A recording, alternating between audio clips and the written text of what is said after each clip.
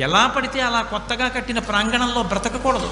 శాస్త్రం చెప్పింది వాస్తు శమనం చెయ్యాలి అంటాడు. అంటే వాస్తు పూజ. వాస్తు పూజ ఏ ఇంట చేసి గృహప్రవేశం చేస్తారో ఆ ఇంటి యజమాని దీర్ఘాయుర్దాయంతో ఉంటాడు. వాస్తు పూజ చెయ్యకుండా ఇంట్లోకి వెళ్ళినటువంటి వ్యక్తి సుఖశాంతులను దీర్ఘాయుర్దాయాన్ని పొందలేడు, సంతోషాన్ని పొందలేడంటాడు. ఎందుచేత అంటారేమో, విషయం ఏమిటో తెలుసుకోకుండా అదంతా చారస్తామనడం చాలా తేలిక.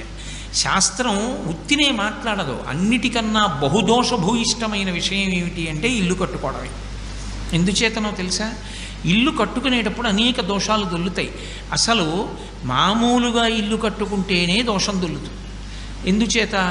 ఇంటికి ఒక కిటికీ కావాలి, ఒక చెట్టుని కొయ్యాలా వద్దా? ఒక్కొక్క మహావృక్షాన్ని నరికినప్పుడు దాని ప్రాణం అంత తేలిగ్గా ఏం పోదు, చాలా కాలం ఆవహించి ఉంటుంది. దాన్ని రంపం పెట్టి కోసి చిత్రియ పట్టి తీసుకొచ్చి ఇంట్లో